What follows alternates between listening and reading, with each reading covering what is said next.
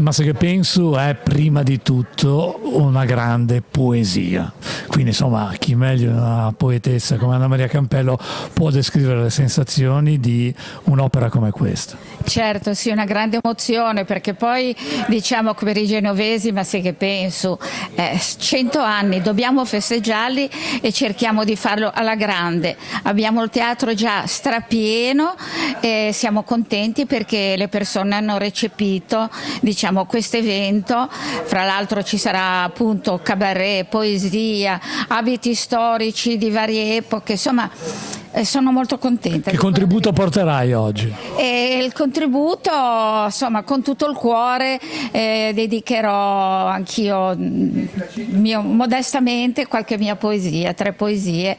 Insomma, sono Sei molto emozionata. E allora... devo dire sì, devo dire che questo evento mi prende il cuore. E allora ti lasciamo andare, è quasi il momento. Grazie per essere stata con noi. Grazie a voi, grazie.